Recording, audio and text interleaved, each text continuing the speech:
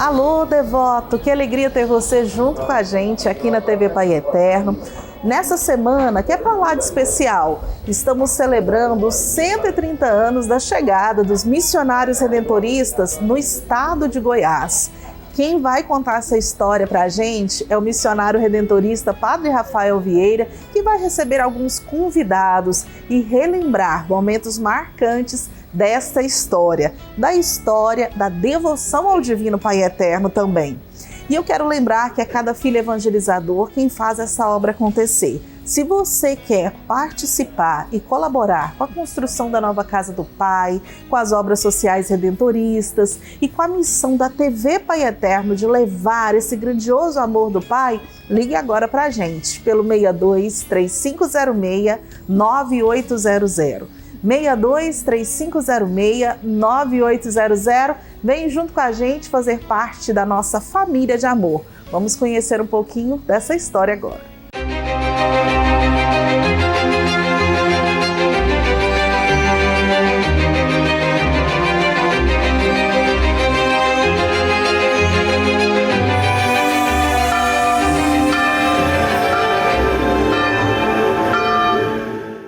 Olá, começa hoje uma série em comemoração aos 130 anos da presença dos missionários redentoristas na região central do Brasil.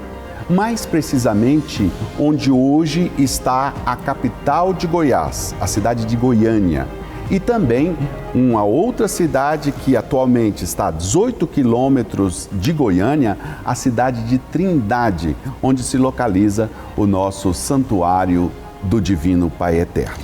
O Brasil viveu, na virada do século XIX para o século XX, grandes transformações sociais que também, de algum modo, impactavam na vida da Igreja. Nós tivemos a proclamação da República e depois a separação da Igreja e Estado. E isso acabou criando situações muito desafiadoras para a Igreja. Aí entram os redentoristas nessa história. Em 1891, o bispo de Goiás, Dom Eduardo Duarte da Silva, veio para Goiás, começou a conhecer as realidades da sua enorme diocese. E entre essas realidades ele conheceu esse núcleo que naquela época se chamava Barro Preto, um núcleo urbano chamado Barro Preto, e onde se realizava anualmente uma grande romaria em honra ao Divino Pai Eterno. Para conversar conosco sobre esses primórdios, sobre os pioneiros, nós convidamos um missionário redentorista muito especial, Padre Henrique Jacob Streu. Ele tem ascendência alemã, como eram os primeiros missionários em Goiás, os alemães, e ele também tem uma vida redentorista muito extensa. Padre Henrique tem 94 anos e concede para nós essa alegria de conversar conosco sobre o início do trabalho dos redentoristas nessa região. Muito bem-vindo, Padre Henrique. Muito obrigado pelo convite. Padre Henrique, vamos nos transportar para 130 anos atrás. O Brasil era outro, a igreja também era outra. Como é que o senhor vê a preocupação de um bispo no Brasil de ir para a Europa procurar missionários para esse momento que o Brasil vivia, que a igreja vivia? É importante saber que o estado de Goiás, naquele tempo, era sertão bruto, cerrado e sertão. A dificuldade deles de chegar...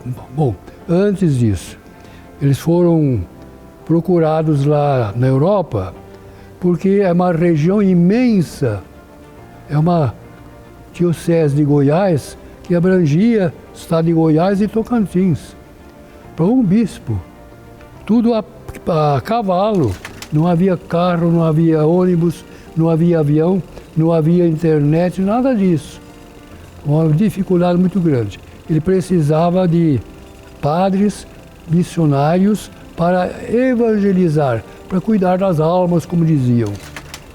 E aí ele foi para Roma e procurou várias congregações, todas disseram, não dá, não temos gente. Quando já estava desanimando, ele encontrou o superior geral da nossa congregação redentorista. E também a primeira resposta foi não, mas ele insistiu. Aí o geral aceitou e foi procurar missionários e preparou-os durante vários meses, e até que eles tiveram a lista dos que podiam vir. Que justamente eram alemães. Alemães, bávaros. Bávaros.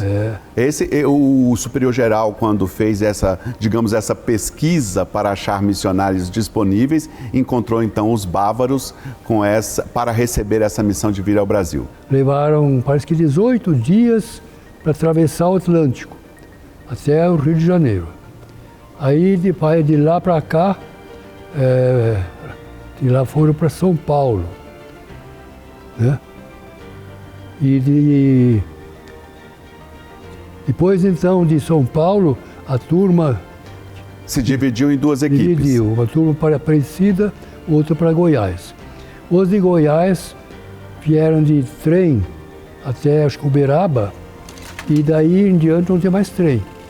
Vieram a cavalo. Levaram 26 dias. Imagina, pessoal, nunca tinha andado a cavalo. Quem anda a cavalo sabe do sofrimento que é, as primeiras experiências, cansaço que dá, desgaste que dá. 26 dias no sertão, passando frio, o calor demais, chuva e assim por diante. Padre Henrique, mesmo não tendo sido assim, vamos dizer, uma intenção primeira do Dom Eduardo de procurar os redentoristas, a congregação redentoristas tem características bastante especiais no seu carisma que, de alguma forma, dentro da igreja se percebe que eram homens para um trabalho desafiador como esse que o senhor está falando, com grandes distâncias e com grandes desafios. É justamente o carisma, vamos dizer, as características dos redentoristas, nós herdamos de Santo Afonso, que ele escolheu os pobres e abandonados lá no reino de Nápoles. Mas foi lá para Escala, começando lá com os cabreiros, pessoal mais abandonado e sem instrução. E ele foi catequizando.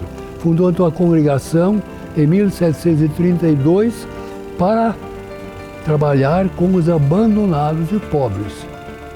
E de lá para cá veio esse dom, onde a redentorista, sempre nossos estatutos nos lembram que o redentorista é feito para atender os mais abandonados. Muito bem, então os redentoristas chegaram aqui no final do século XIX, já seguindo a história de uma congregação fundada em 1732. Exato. Padre Henrique, eu queria perguntar para o senhor o seguinte: essas congregações, como a nossa, a congregação redentorista, elas iniciam seu caminho, sua história, sua existência com muitas marcas pessoais do fundador. O senhor podia falar um pouquinho para nós, um pouco mais sobre Santo Afonso de Ligório? Santo Afonso foi um grande homem. Primeiro, foi advogado. O brilhante, nunca perdeu uma causa.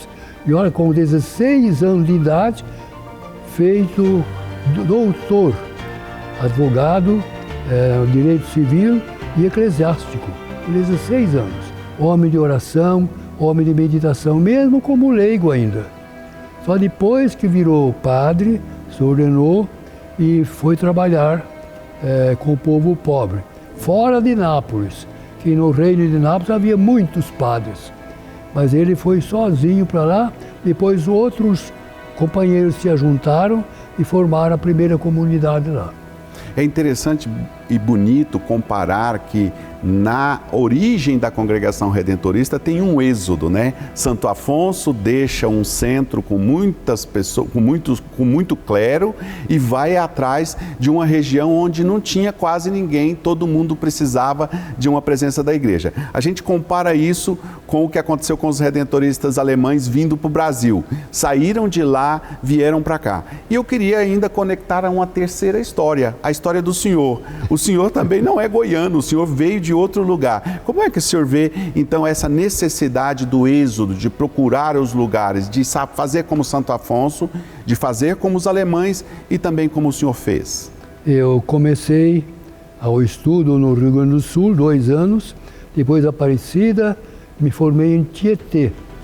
Lá fui ordenado sacerdote, em 1955. Depois logo voltei a outros trabalhos, muitos.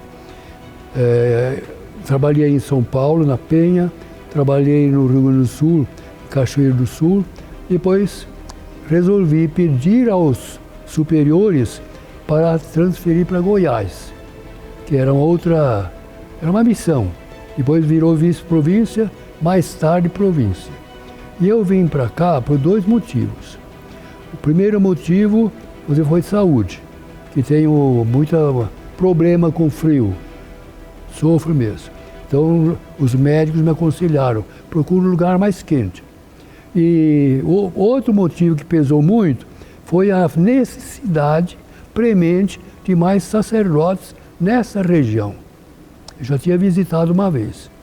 E lá no Rio Grande do Sul, naquele tempo, havia muitas vocações, havia muitos padres. Bom, aí então vim e foi isso, em 1969, fim do ano. E aí então depois, logo em 70, eu fui convidado pelo bispo de Rubiataba, Dom Juvenal Roriz, e pelo meu vice-provincial, que era o padre Costa, para ir lá substituir o padre que estava de férias. Eu fui substituir, mas o padre não voltou. Certo. Pegou outro caminho. E eu fiquei lá 9 anos. E eu queria encerrar o nosso primeiro episódio dessa série, Padre Henrique, dizendo que nesses caminhos todos, Santo Afonso, dos alemães e do senhor, certamente havia a presença de Nossa Senhora, da devoção a Nossa Senhora. Conta-se, por exemplo, que os alemães das primeiras turmas trouxe o ícone que foi confiado aos redentoristas de Nossa Senhora do Perpétuo Socorro. Então, para a gente encerrar essa nossa primeira conversa, queria pedir que o senhor falasse uma palavrinha sobre Nossa Senhora do Perpétuo Socorro. Eu me lembro quando eu tinha, se não me engano, 9 anos de idade, lá na roça, onde morava numa comunidade pequena, muito pequena. Ali veio o padre Leonardo Eckel pregar missão, redentorista, fortão, etc., de Barrete ainda. E lá ele trouxe a imagem, o ícone Nossa Senhora do Perpétuo Socorro. A primeira vez que eu vi esse ícone tão bonito, lindo, tem todo simbólico, né? A arte bizantina, certo. Cada coisa tem seu simbolismo. E aí eu comecei a gostar dessa imagem. E sabe, depois Santo Afonso teve muita devoção a Nossa Senhora, e a característica, uma das características dos redentoristas, a devoção a Nossa Senhora. Que coisa bonita. Então nós agradecemos muito a presença do senhor no programa de hoje e no próximo episódio nós vamos continuar conversando com o Padre Henrique Streu sobre esses primeiros tempos e também, naturalmente, os reflexos na pastoral dos redentoristas nos dias de hoje. Até lá!